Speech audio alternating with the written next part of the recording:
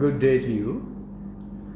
I am beginning a little conversation with 13-year-olds, 16-year-olds, maybe 18, 22, whatever your age is, about your brain brightness and how to get maximum potential out of your study tracks, your brain tracks. First thing you need to understand is, by the way, I am Dr. Lalith Mendis. I was the founding head of a Department of Pharmacology in a Faculty of Medicine in Sri Lanka, and my research subjects were aspirin-like drugs, Parkinson drugs, and epileptic drugs, and so on. When in 2013 I came across this jitteriness of kids, and over 10 years of research I came to the conclusion that kids are directly affected by the amount of pixels they consume. I am Dr. Lalith Mendis, and my app is Golden Nuggets. You can download it and have some of these clips for yourself. It's free, no charge. You can get it from App Store or Google. Also, my WhatsApp number is +94 74 211 5011. I can send you more clips of this nature. So we have two basic tracks: our contemplative, reflective study track, think and do track, and the jump and see track. The think and do track works from the prefrontal cortex, and it is for executive decisions, for decision making, and it is empathic, good for you and good for others. And that's how we must think and do. We initiate, navigate, successful conclusion, and reward time. That takes about 45 minutes, and even in your studying, if you keep your 45 minute stretch of study track, you develop your brain tracks of brilliance. So how you use your study tracks, learning tracks, thinking tracks from teen years, this will decide your potential of brain ability and what kind of job placement you will get. Because at the age of 14, our brain does a reset. Therefore, you have to develop as much as possible of track interaction before that. If you are constantly on the screen, it's a repetitive routine thing that you are doing. Screen is smart, but you are increasingly becoming stupid. Forgive me for using this, because Good Shepherd designed us to have creative ability. So you allow your brain to think through, initiate, navigate, successfully conclude, and your brain says, well done, good reward. And who says that? Your own inside. So dopamine for salience for 40 to 45 minutes. What is salience? Work to a track, work to a desired goal, work to a planned goal. And then when you have finished that track successfully, and you get a reward motive, your inside says reward, others might say reward, and then serotonin works to recapitulate, reconnoiter, check back and see, reflect back and see, and suggest improvement. So that maintaining that default mode network of thought helps you towards brain brilliance, also helps you in your character, because you are always checking back to improve. You are not saying, I don't care, it doesn't matter. You will find digitized kids often saying, I don't care, who cares? They use that kind of words, which you don't have to, because you do care. And serotonin helps us to maximize our next effort.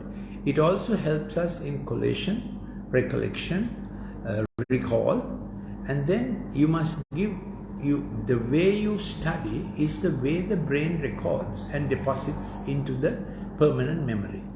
Your brain, you are working with RAM memory as you are studying. But there's a time brain takes over to put it into deeper memory or more permanent, lasting memory. More you increase your digitization and the pixel consumption, more that random access memory goes haywire. Neurons begin to go into multi-directional firing, whereas your study track must have unidirectional neuronal firing. then the background noise begins to increase in the brain, which is not good for recall and steady. You will lose your steady study tracks. More attention span you have, the more brilliant you get. It's not only about the length of the span, it is also about the depth of your attention, how much you can absorb while you are reading or while you are listening. And I always have some tips to give you. So when I say pixel consumption, what do I mean? I mean the PPI of your device. So higher the PPI, more pixels enter through your retina into your brain tracts. So pixels are the most intense concentration brain knows via the retina. Secondly, what time of the day you're on the screen. So if you're on the screen after 6 p.m., that affects your melatonin action. From 6 p.m., brain gets ready for permanent mode, for storage, for memory, and of course for sleep, good dream patterns. So more digitizing activity you indulge after 6 p.m., more affected your study patterns, character, curriculum, choices will be. Now, what I mean by digitization is it's just not Microsoft Word or Excel or whatever. It is the digital games that you do and the multitasking and the constant chats. The number of things you do while being online for studies will affect your brain recording drastically. So you must do one thing at a time if you want long-lasting brain brilliance. Then, as I said, don't do multitasking on many screens, stick to one screen.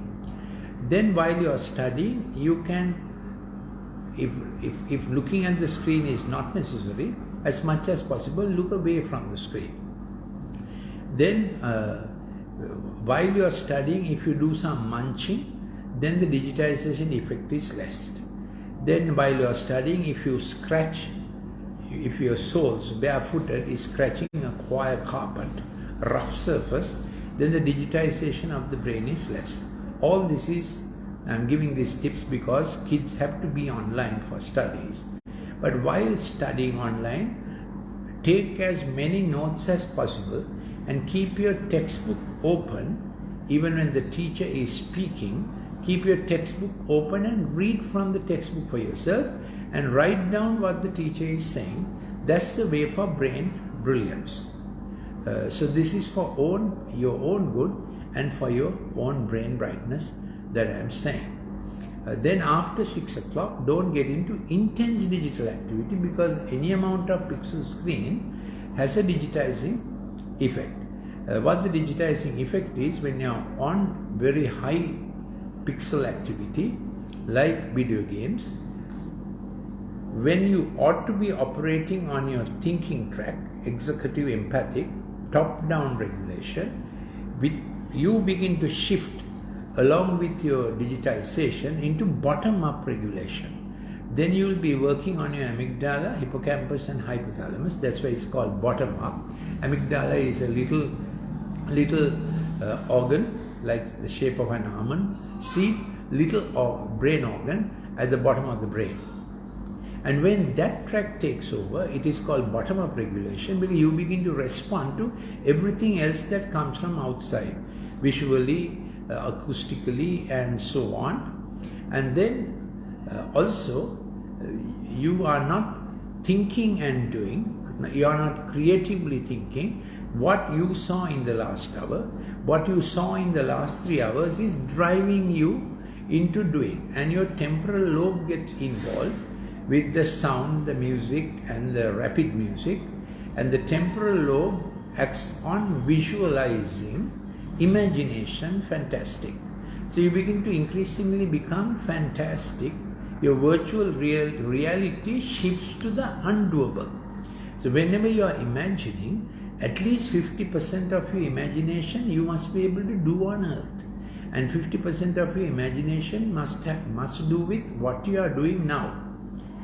So when kids virtual reality and imagination shifts to other planets and monsters and non-existent things, then all the time they are on their temporal lobe. Temporal lobe does not potentiate or facilitate studies. You must understand that. You must keep yourself in the prefrontal cortex most of the time. That's how the Good Shepherd has designed the brain. So I told you while you're studying you can munch something. If you take fruit and vegetable, munching, it has a good brain effect. Parents must do their best to make meal times easy and happy. Dad must take the lead and keep your meal time the best time in the house. At that time, no criticism of government or other things. It should be the best time children have, because during meal time your oxytocin is at its maximum, and that's the communicating hormone, thinking hormone, future planning hormone. You think best of yourself when oxytocin is working. Kids need that at this time because they live in a world full of pressures, and the digital games put more pressure on them to succeed all the time. So meal time is one of those debrief time. Meal time is one of those detoxifying time for which dad and mom must commit themselves. Besides the meal time, so do your best to do together the meal time. Please don't isolate yourself in a room. Also, if dad and mom can negotiate with you not to take the digital gadget into the room after 10 p.m., okay, after 10:30 p.m., then you are doing yourself a favor. Don't let them fight over it. I always tell dad and mom, don't fight with your kids. Please read the science. Now, this presentation does not have any graphics, but I want to send you a presentation with graphic. So please send me your WhatsApp number to +94 74 211 5011 +94 74 211 5011. Please send your WhatsApp number so I can send you a very academic presentation with graphic and so on.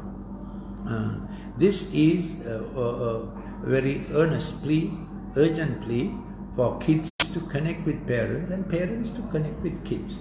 My slogan is, don't fight with kids, teach them the science, and they will learn the science. They will know that these are not parental fears that make parents to say, don't be on the screen too much. This is scientific fact. I also have many books written on this subject. I have a book called Screen Smart. I can get that to you. If you send me a WhatsApp number, I will tell you how to get that. I will also send you a Facebook page dedicated for this purpose, digital science and your curriculum. All that can be done with your WhatsApp number. As I told you, my app is Golden Nuggets. I am Dr. Lalith Mendis. You can download Golden Nuggets from App Store or Google, and there are many academic and reasonable clips that you would love to listen to on this subject and on other subjects. You are born with 7 brain tracts, and your brain tracts can be affected from your mother's womb. Parents, you need to understand this. Maternal ingestion of pixel, that is mother's digital life, affects the brain of the fetus, because your digital thrills will be felt by the child's brain according to the prostaglandin increase and so on in the fetal brain. Therefore, most of ADHD has to do with the sociological conditions the child faces in the mother's womb. ADHD means attention deficit hyperactivity disorder. So it is only a syndrome, a collection of symptoms: inattention, hyperactivity and impulsivity. Impulsivity is just jump before the train kind of thinking. And when you are on the digital screen for that measure of time, the dopamine does not come down.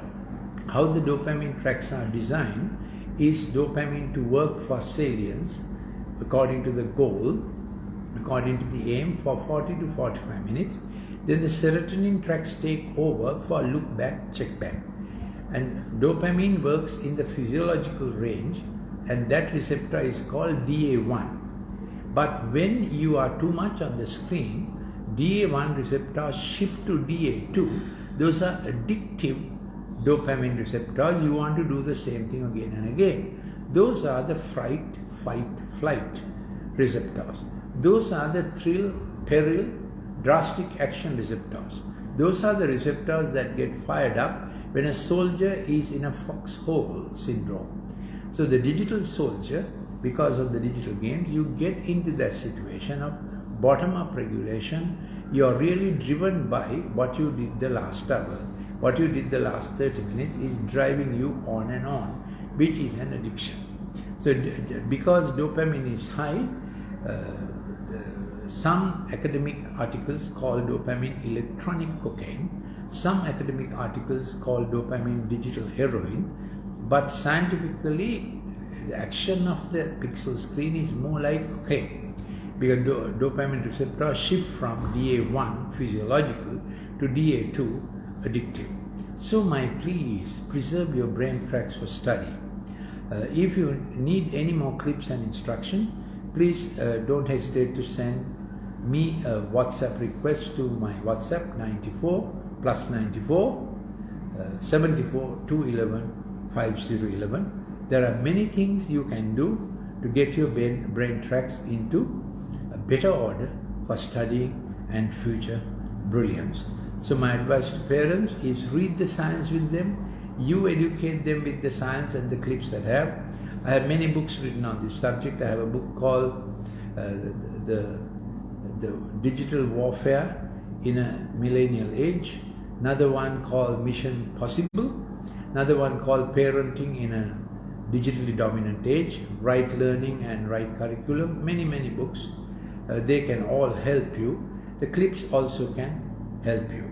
So this is my plea, that you should preserve your brain for your future brilliance. Don't waste it on digital games that others have devised and you're just becoming a robot. Screen is smart, but you're not getting smart. You're losing your critical, creative abilities. So there are 7 brain tracks. The empathic intuitive is the brain track in the prefrontal cortex that gives you best understanding of yourself. Then comes the second track, empathic, relational, how you relate to others. Then comes the linguistic track. If a child is given the digital screen before the age of 3, the child's language scrambles. Child has speech disorder. That's why so many children have speech disorder. Not only that, when you're too much on the screen, organelles of your eye do not develop and you have to wear spectacles pretty early. So watch over your linguistic track, because linguistic brilliance is related to our other brilliance. The 4th track is managerial mathematical, which means you have to do the mathematics. You can't get the screen to get you into a organized digital game. The screen is thinking. Screen is doing mathematics, you're not. So you must do your own math, write it down. That's the mathematical and managerial track. Those are 4 tracks. Next 3 tracks, kinesthetic, acoustic, visual, are the tracks that go haywire when you are too much on the screen. Of course, we must have a kinesthetic track developed with balance, not to the extent that it obliterates or oppresses the other learning managing tracks. We must have an acoustic track to its limit, and we must have a visual track. But if you are constantly kinesthetically, acoustically, visually stimulated because of the screen activity, your temporal lobe takes over. Temporal lobe is imagination and visual thinking and dreaming, dreams that end up nowhere. Whereas the frontal lobe thinks, imagines and decides for creative future brilliance. Stick there. I am Dr. Lalith Mendis. Also, I want to tell you, if you just tell the Good Shepherd to help you, he will help you. I was an atheist before I entered medical faculty. In my country, I topped every medical exam in the Colombo medical faculty because my brain was unusual. But I did not believe in God. Just before I entered the medical faculty, I went through certain circumstances and I came to a scientific conclusion that in the beginning, God created heaven and earth. It happened in a moment of time together. There had to be time, there had to be space, there had to be energy motion, and there had to be matter. All four had to be there together. And that's what God did. They can't evolve separately. Four together is God's Big Bang. So it's a scientific conclusion. I can send you more clips on this subject, but today we are focusing on the subject of the brilliance of your brain. Please protect it. Thank you for listening.